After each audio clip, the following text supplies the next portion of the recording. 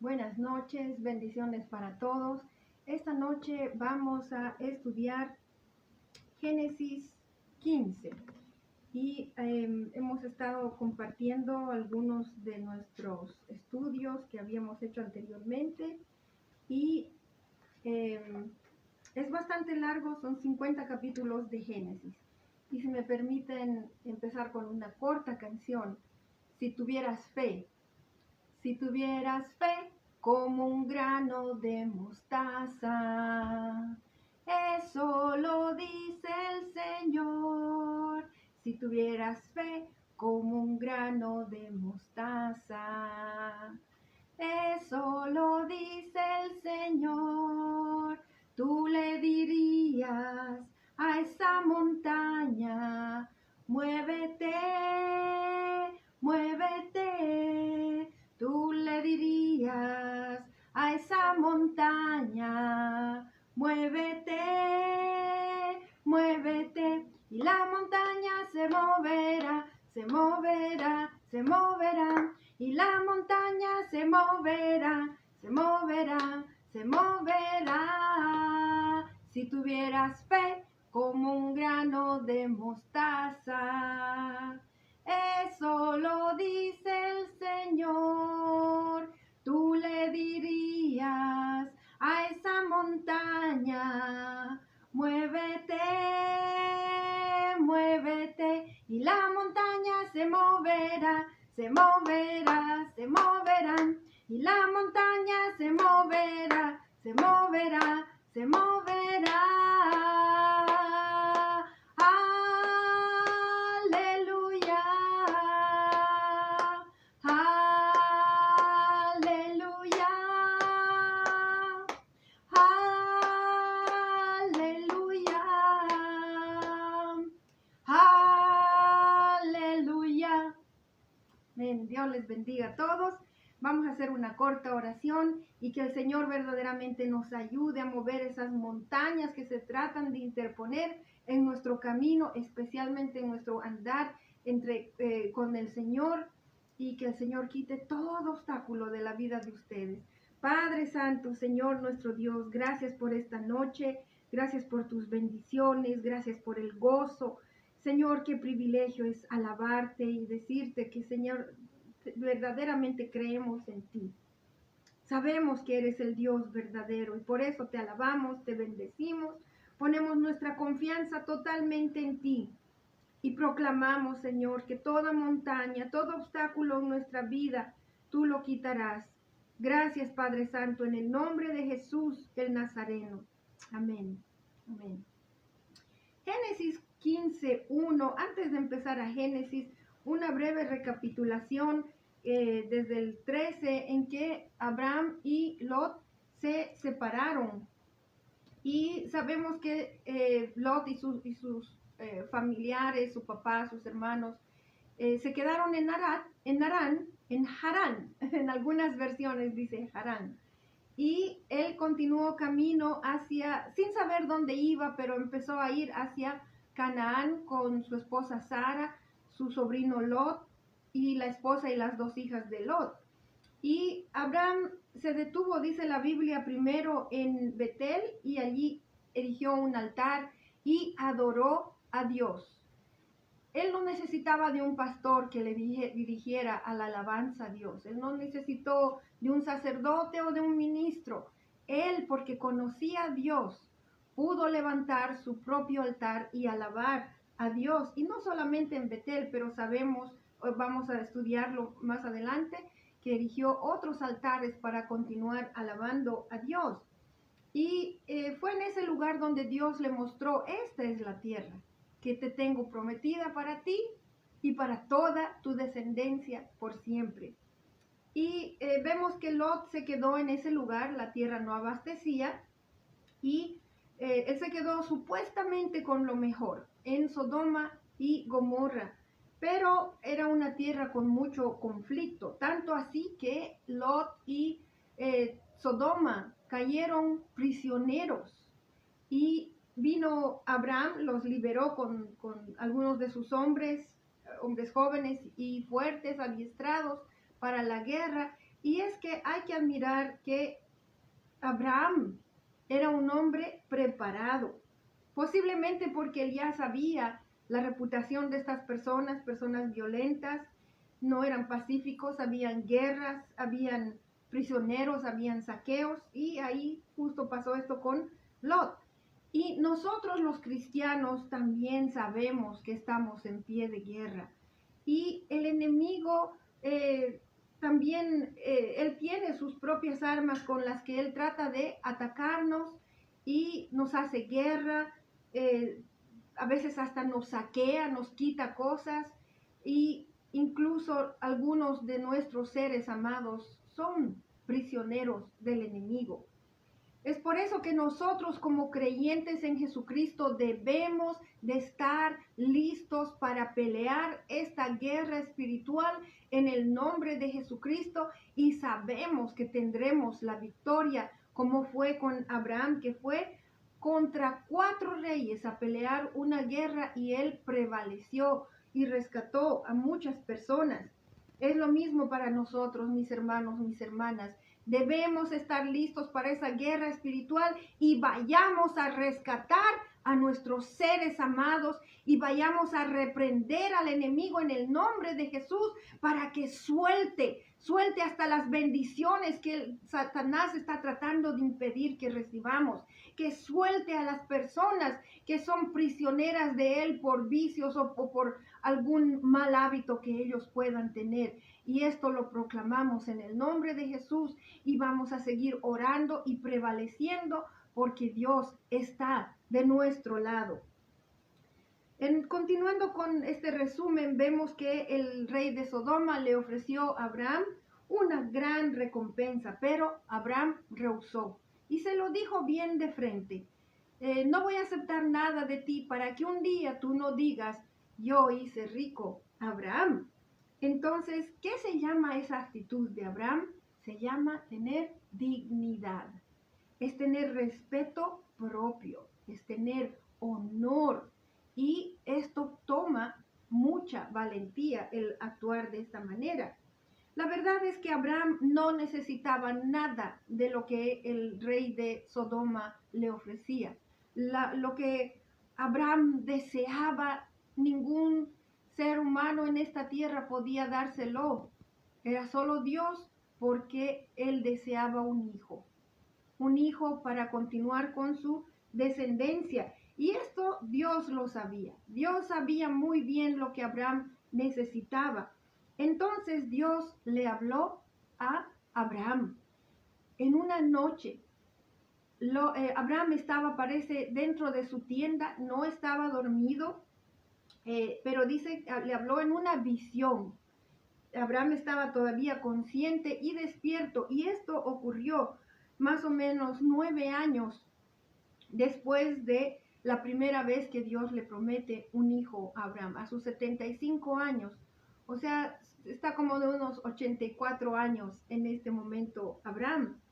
Y vamos a ver 15:1, ¿qué dice? Después de esto, la palabra del Señor vino a Abraham en una visión. No temas, Abraham, yo soy tu escudo y yo soy tu gran recompensa.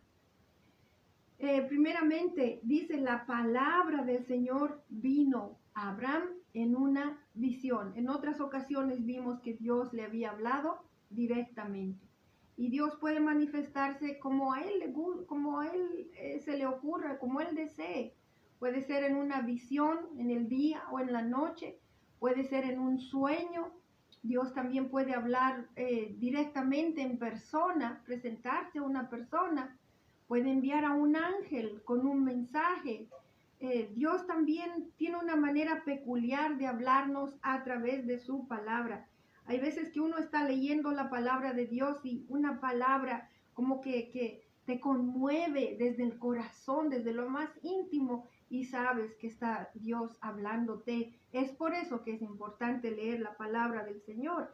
Otras veces en una prédica puedes estar escuchando a un predicador o una predicadora y tú sabes que Dios te está hablando. Tú estás entendiendo desde tu mente pasa hasta tu corazón y tú sabes, hermano, hermana, que Dios te está hablando. Y en esta oportunidad es en una visión. Y lo primero que le dice es muy interesante: no temas, no temas. Dios lo calma, porque una aparición de Dios, aunque sea en una visión, o aún la voz audible de Dios, es sobrecogedor. Entonces Dios empieza y le dice: no temas, Abraham. Le trae mucha calma recibir estas personas, a estas palabras. Asimismo, mis hermanos, mis hermanas, que cuando Dios te hable a ti, tú sepas que no hay por qué tener temor de Dios. Amén. Cuando dice el Señor: yo soy tu escudo, esta palabra tu escudo se escucha muchas veces o se lee muchas veces en el Antiguo Testamento. Especialmente David, un hombre de guerra, utilizó muchas veces esta palabra: Dios es mi escudo, o tú eres mi escudo. Y no se refiere simplemente al escudo que usan, digamos, los policías durante manifestaciones y con eso se protegen cuando la gente les lanza algunos objetos. Lo que está queriendo decir Dios cuando le dice: yo soy tu escudo, es que es una protección que Dios nos da a nosotros, porque Él tiene autoridad sobre todo y sobre todos. Por eso es importante reconocer que Jesucristo es Rey de Reyes y Señor de Señores. No hay nadie que esté por encima de nuestro Señor Jesucristo. Él nos da una autoridad, o bueno, Él es la autoridad suprema, y como resultado a nosotros nos da también una protección especial cuando estamos en esa comunión íntima con Él. No solamente de labios para afuera, pero cuando verdaderamente lo amamos, lo buscamos, lo conocemos, vamos a experimentar lo que es Dios nuestro escudo. Amén. Entonces, aquí estamos viendo que Dios le ofrece a Abraham una recompensa que es mucho mayor que la recompensa que le hubiese podido dar el rey de Sodoma. Y estas palabras vienen seguidas de un reclamo de parte de Abraham, y dice los versos 2 y 3. Pero Abraham le respondió: Señor y Dios, ¿para qué vas a darme algo, si aún sigo sin tener hijos? Y el heredero de mis bienes será Eliezer de Damasco. Como no me has dado ningún hijo, mi herencia la recibirá uno de mis criados. Y miren la respuesta rápida de Dios. Y antes de ir a esa respuesta, voy a hablar brevemente de Eleazar. Eleazar demuestra más adelante en el capítulo 24 de Génesis que es un hombre que teme a Dios. Él ora a Dios, busca a Dios, y Dios le responde y actúa favorablemente en favor de Eleazar. También vemos la fidelidad de Eleazar hacia Abraham, que hizo un juramento y lo cumplió, obviamente con la ayuda de nuestro Dios Todopoderoso. Ahora, Eleazar, dice, era un siervo, un esclavo, pero él sí podía haber heredado a Abraham si no tenía hijos. Pero este es el detalle, que cuando una persona,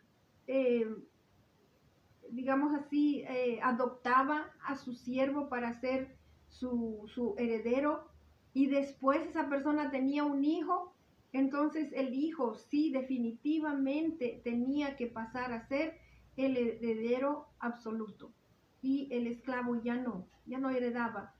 Obviamente les reconocían financieramente y pasaban a ser parte de la familia, pero no era nada comparado con ser heredero del amo. Entonces, esa es la situación en la que, de eso es lo que está hablando Abraham, de esa posibilidad. Pero vamos a leer lo que dice los versos 4 al 7. Es Dios el que habla ahora y dice: no, ese hombre no ha de ser tu heredero, le contestó el Señor. Tu heredero será tu propio hijo.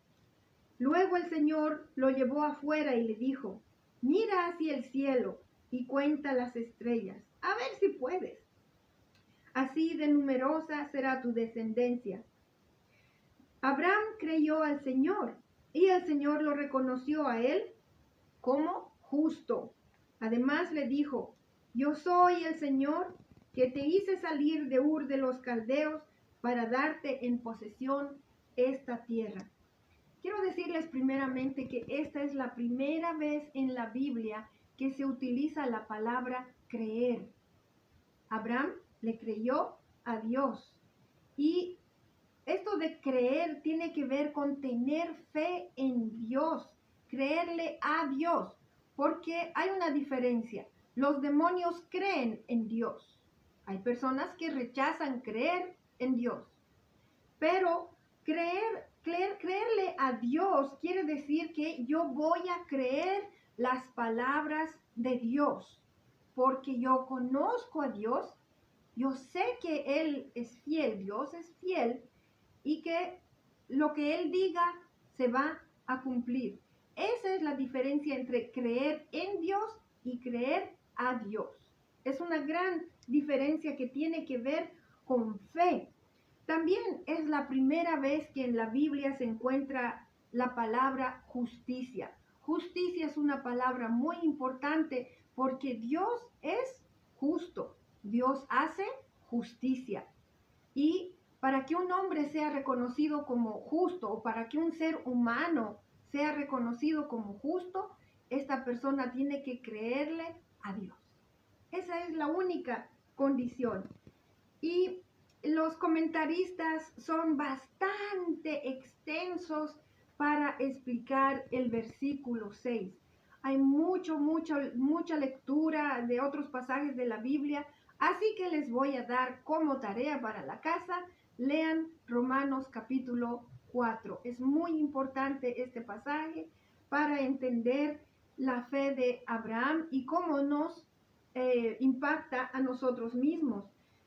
Lo primero que podemos entender es que cuando nosotros creemos a Dios, entonces nosotros somos también justos.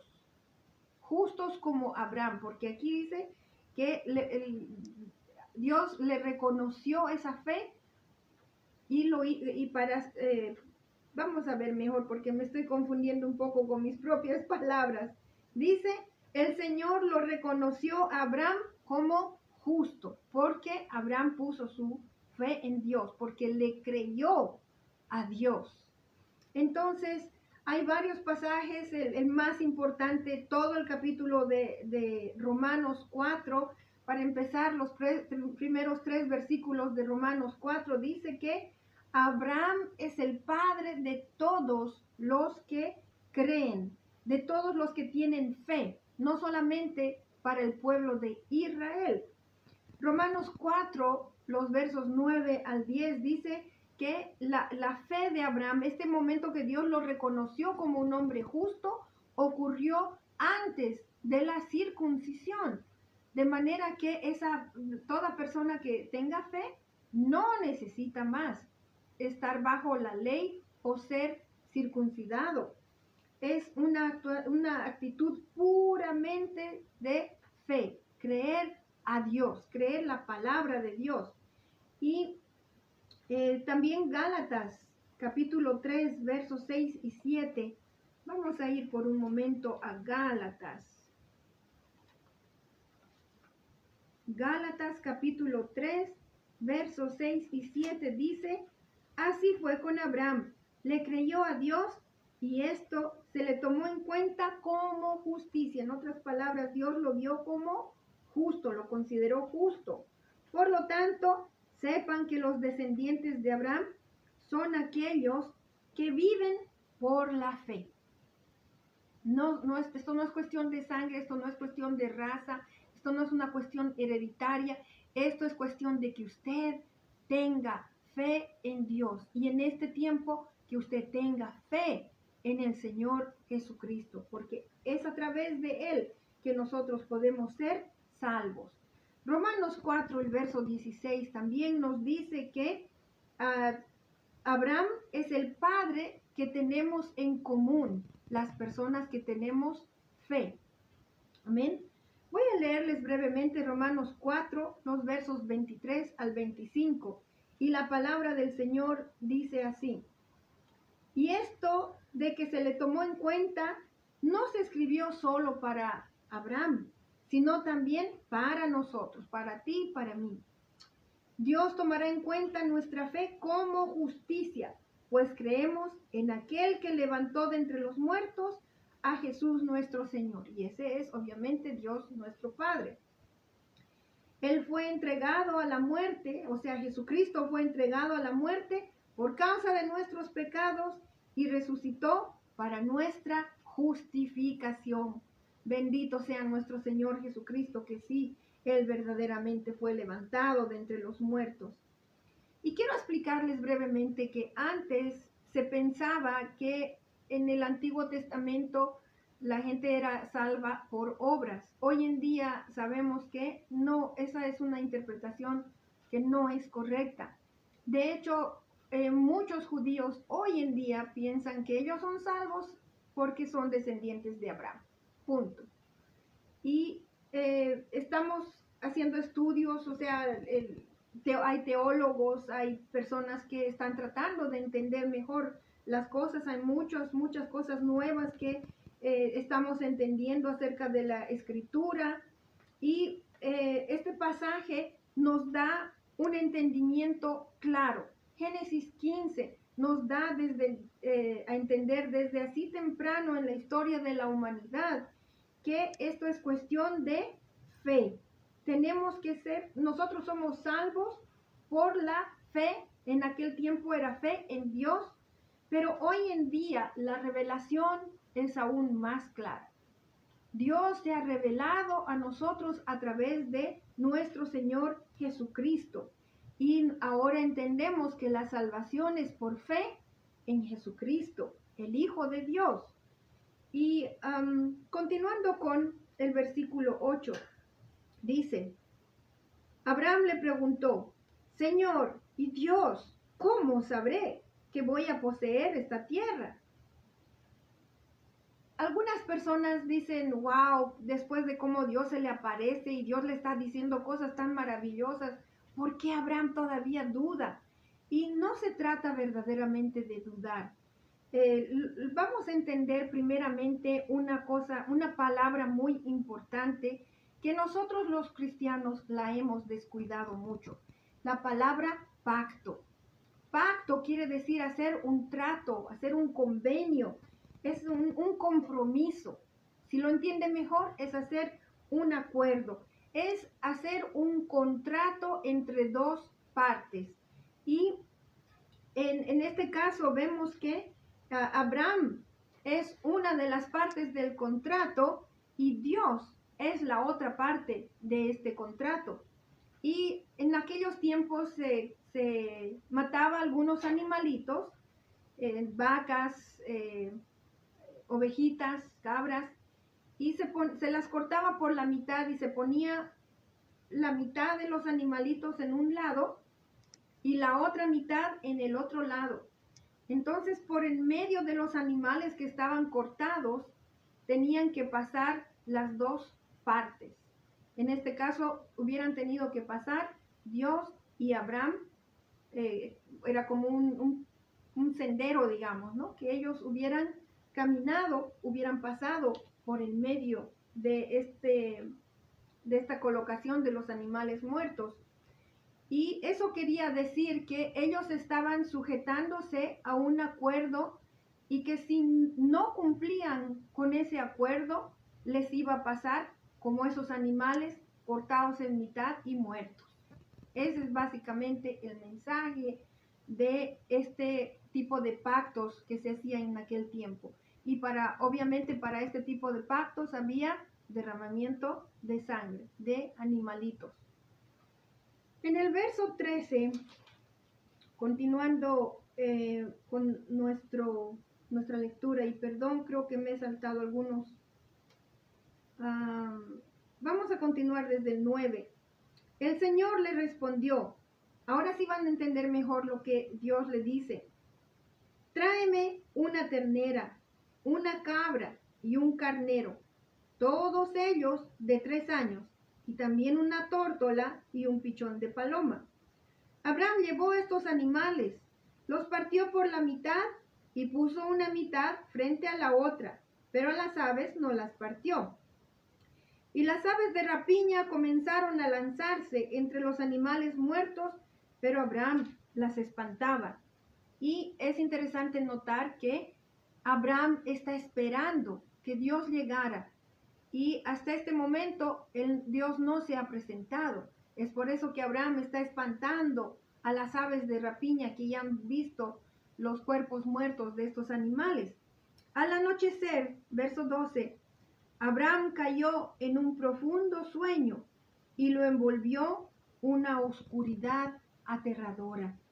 El verso 13 dice, el Señor le dijo, debes saber que tus descendientes vivirán como extranjeros en tierra extraña, donde serán esclavizados y maltratados durante 400 años.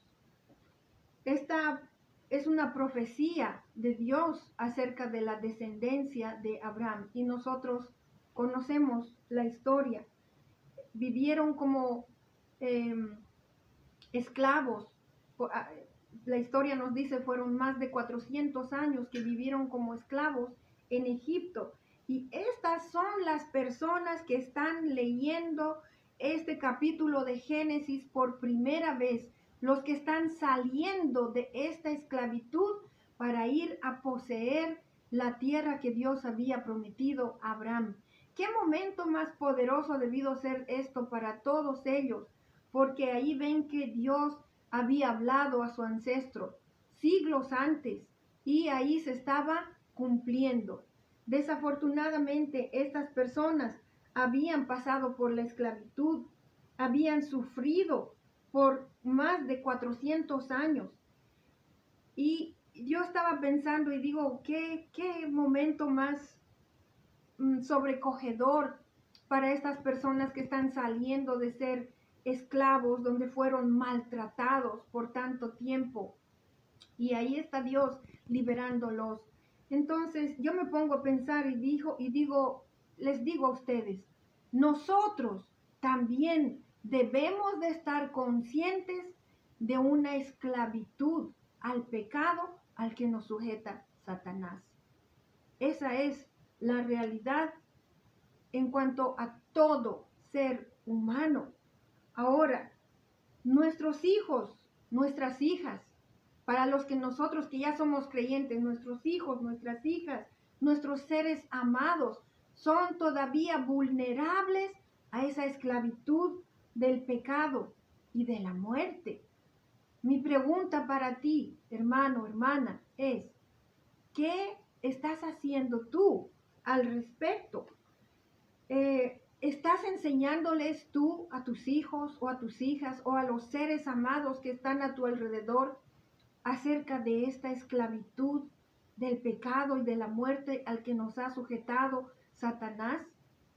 ¿Estás hablando al respecto con estas personas que son víctimas de la esclavitud de Satanás? Hay personas con ataduras muy fuertes y a veces tenemos que ayudarles a darles conciencia de la situación en la que ellos viven. Esto no se trata de apuntar el dedo y de juzgarlos y de herirlos de ninguna manera, pero es necesario ayudar a algunas personas a hacer conciencia de la situación espiritual en la que ellos viven. ¿Por qué? Porque hay que mostrarles entonces así el camino, la salida. Y la única salida es Jesús, porque Él es el único verdadero libertador. Él es el único que puede librarnos de la esclavitud, del pecado y de la muerte. Gloria al Señor, bendito sea. Una de las maneras en las que también, si no podemos hablar con nuestros seres amados, debemos de orar por ellos. Debemos de orar y suplicarle a Dios que los salve de esta esclavitud de la que tal vez ellos no saben en la que han caído. Y Dios quiera que puedan ser librados antes de que sea demasiado tarde. Verso 14 dice, Pero yo castigaré a la nación que los esclavizará, y luego tus descendientes saldrán en libertad y con grandes riquezas. Todo esto se cumplió. Dios juzgó a Egipto con las 10 plagas. Y para el momento que ellos están leyendo estas palabras que acababa de escribirlas Moisés, se están dando cuenta. Qué increíble cómo se ha cumplido la palabra de Dios a la cabalidad. Dios continúa hablando a Abraham y en el verso 15 le dice: tú, en cambio, te reunirás en paz con tus antepasados y te enterrarán cuando ya seas muy anciano. En otras palabras, le está diciendo: vas a vivir en paz y vas a llegar a ser anciano. Y qué hermoso tener la esperanza de ver a los nietos, quién sabe hasta los bisnietos. Hace poco disfruté muchísimo de una fotografía de 5 generaciones juntos. Imagínense, bisabuelo, abuelo, el papá, el hijo, el nieto, que bellísimo. El bebecito obviamente muy chiquito y el más ancianito creo que está en sus 80 y pico años, pero una fotografía muy bella. 5 generaciones en uno. Y le está diciendo Dios: te vas a unir a tus padres. En otras palabras, esto ya nos da a entender de que hay una vida más allá de la muerte de nuestro cuerpo físico. Hay una vida en la eternidad. Y le está diciendo: tus padres en este momento están vivos y tú vas a irte a unir con todos ellos, con tus ancestros. Y esta es la primera vez que se está haciendo también referencia a unirse con las personas que ya han muerto. Verso 16 dice: cuando 4 generaciones después tus descendientes volverán a este lugar, porque antes de eso no habrá llegado al colmo la iniquidad de los amorreos. Los amorreos era uno de los grupos que vivían en estas tierras y hay evidencia arqueológica que no se la puede negar, desafortunadamente, de las prácticas paganas de los pueblos de antes de que llegaran los israelitas a poseer la tierra de Canaán. Esta evidencia arqueológica habla incluso de sacrificio de niños, de sacrificios humanos de niños. Pueden imaginarse qué horrible. Y hay otra evidencia también de idolatría. La idolatría jamás, de ninguna forma, es aceptable para Dios. Y los pueblos de esas tierras habían practicado mucha idolatría de muchas maneras. También existía la prostitución, tanto de hombres como de mujeres, que eran parte de sus ritos religiosos. Y había la adivinación, en fin. Dios tuvo mucha paciencia con esos pueblos, esperó cientos de años a que se arrepintieran, y cuando ya se cumplió, o sea, su maldad llegó al máximo, Dios tuvo que juzgar. Continuando con el verso 17, dice: cuando el sol se puso y cayó la noche, aparecieron una hornilla humeante y una antorcha encendida, las cuales pasaban entre los animales descuartizados.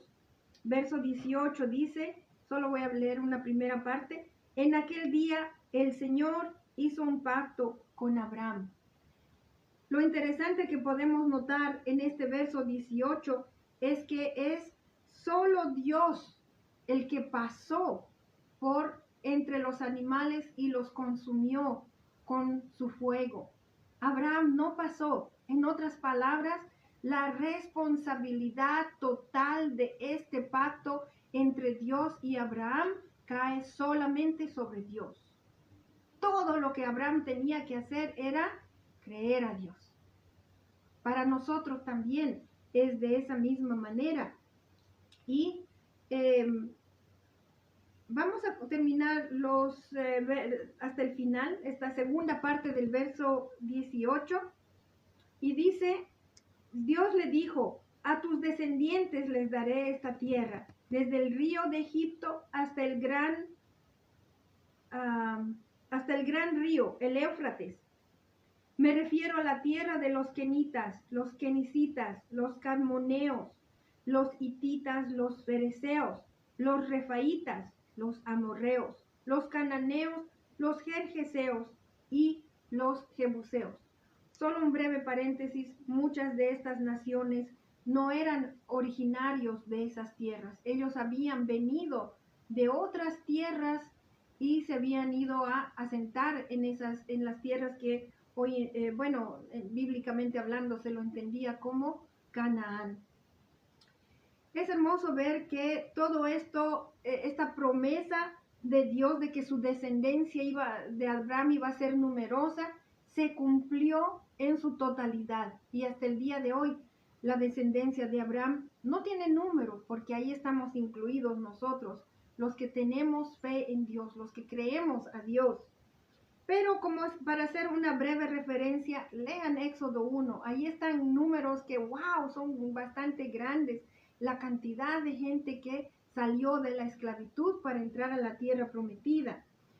También lean Deuteronomio 1:10. Ahí habla de qué multitud de gente salieron a tomar posesión de esta tierra. Pero un punto muy importante es el reinado del rey Salomón. Primera Reyes, el capítulo 4, los versos 20 y 21 solamente habla acerca de la prosperidad del rey Salomón. Y dice, los pueblos de Judá y de Israel, o sea, toda la nación de Israel, eran tan numerosos como la arena que está a la orilla del mar, y abundaban la comida, la bebida y la alegría. Salomón gobernaba sobre todos los reinos desde el Éufrates hasta la tierra de los filisteos y la frontera con Egipto. Mientras Salomón vivió, todos estos países fueron sus vasallos tributarios. Esto está hablando de la multitud de gente y también está hablando de la extensión del territorio durante el reinado del rey Salomón. Era más grande de lo que es Israel el día de hoy. Quiero, para terminar, hablar una vez más de los pactos. Hacer un breve, volver un poquito para atrás. ¿Cuál fue el primer pacto? ¿Alguien recuerda? El primer pacto que hizo Dios fue con Adán. Y para entender un poco más acerca de los pactos, vemos las dos partes. Una parte es Dios, la otra parte es Adán. La segunda parte es qué es lo que propone Dios en este pacto. En el pacto con Adán le dice, todo esto es tuyo. Todo. Dios le dio a Adán dominio, gobierno, poder absolutamente sobre toda la creación. Y esa es la parte que Dios tiene en cuanto a este pacto con Adán. Todo es tuyo. ¿Y cuál es la condición que Dios exige en este pacto? Es en el pacto con Adán, le dice, llena la tierra y domina sobre todos los animales. Y hay una señal en los pactos. En el pacto con Adán, la señal es el día sábado, que después de que Dios lo bendijo y le dijo, todo esto es tuyo, llena la tierra, somete a los animales o domina a los animales, y después habla de el día sábado, el día de descanso. El segundo pacto que hemos encontrado hasta este momento en nuestro estudio de Génesis es el pacto con Noé, y esto está en Génesis capítulo 9. Primer pacto con Adán está en Génesis 1, específicamente los versos 27 y 28. Y más adelante lo vamos a ver en capítulo 2, el sábado. Pero el segundo pacto de Dios con Noé está en Génesis capítulo 9. ¿Y qué es la parte que Dios propone? Es que nunca más destruiré la tierra con un diluvio. Pero Dios pone en todo pacto, Dios pone una condición. La condición para Noé, no matar ni comer el animal con su sangre. Entonces, Este es un pacto que todavía está en efecto. Es universal, el no matar. Y aunque no muchos lo conocen, pero no deberíamos de comer la sangre de ningún animal o animal estrangulado, degollado o ahogado. No hay que comerlo. En todo caso, hay que hacer que su sangre se derrame. ¿Okay? ¿Y cuál es la señal de este pacto? Es el arco iris.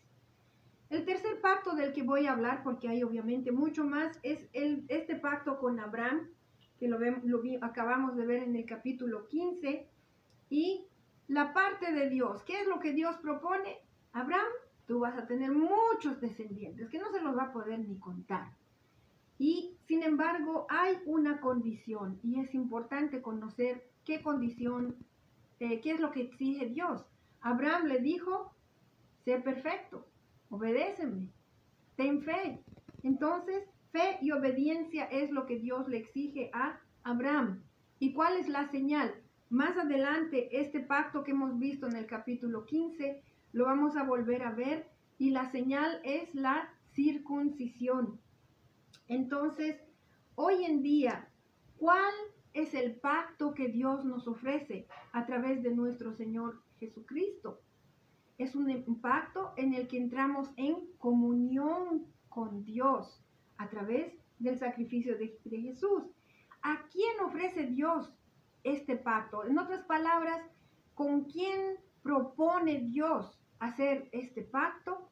Está en Juan 3:16, que no lo vamos a buscar en la Biblia, creo que lo conocemos, porque de tal manera amó Dios al mundo que ha dado a su único Hijo, para que todo aquel que en Él crea, todo aquel que en Él crea, no se pierda, sino que tenga vida eterna. La parte de Dios, o sea, ¿qué es lo que Dios propone? Cree en el Señor Jesucristo. Y aquí vemos en Hebreos 9:15. Hebreos 9:15, se los voy a leer lo que dice Hebreos. Tengo tantas escrituras marcadas. Hebreos 9:15. La palabra del Señor dice, por eso Cristo es mediador de un nuevo pacto, para que los llamados reciban la herencia eterna prometida, ahora que Él ha muerto para liberarlos de los pecados cometidos bajo el primer pacto. O sea, en este último pacto de Dios con la humanidad, Jesucristo es el sacrificio. No hay los animalitos, sino que es Jesucristo el mediador de este nuevo pacto a través de su sangre. ¿Cuál es la condición que tú y yo debemos de cumplir? ¿Cuál es la condición que la persona que cree en Dios debe de cumplir? Es fe y arrepentimiento. Yo le voy a pedir a Mary que nos lea Hechos capítulo 2, el verso 38 solamente. Y Pedro les dice, arrepentíos y bautízase cada uno de vosotros en el nombre de Jesús, el Cristo, para perdón de los pecados, y recibiréis el don del Espíritu Santo. O sea, uno tiene que arrepentirse. En otras palabras, no más al pecado, no más a la vida vieja, y bautizarse. Y, ¿cómo más dice? Bautícese cada uno en el nombre de Jesucristo para perdón de nuestros pecados. Bendito sea el Señor. También, Hechos capítulo 20 y 21. Capítulo 20, verso 21, dice, testificando a judíos y a gentiles acerca del arrepentimiento para con Dios y de la fe de nuestro Señor Jesucristo. Amén. Arrepentimiento, un cambio de vida. Y no se trata de decir, sí, creo en Dios, sí, creo en Jesucristo, porque cualquiera lo puede decir. La Biblia misma lo dice, que hasta los demonios tiemblan. Ellos creen en Dios y dice tiemblan. Y no se trata de simplemente una confesión con los labios, sino que uno tiene que creerlo con todo su corazón. Y cuando uno lo cree verdaderamente, se manifiesta ese cambio en la vida de una persona. Eso es lo que se llama el dar frutos dignos de arrepentimiento. Si yo creo en Dios, tengo que demostrarlo. Quiero decirles que el entender el pacto de Dios es muy importante, porque si yo no estoy cumpliendo con mi parte, con lo que Dios exige de mí, entonces Dios no está obligado a cumplir con su parte. Eso lo tenemos que dejar muy claro. Y es que hoy en día nosotros tenemos como una mala costumbre. Venimos a la iglesia y pensamos que eso es todo, pero no es así. Hay cosas que Dios demanda de nosotros, lo acabamos de ver en este nuevo pacto, es que nosotros debemos de tener fe, arrepentirnos, cambiar nuestra vida verdaderamente. Tú no puedes decir creo en Dios y que no haya un cambio en su vida. De esa manera usted no está cumpliendo con su parte del pacto y se lo repito.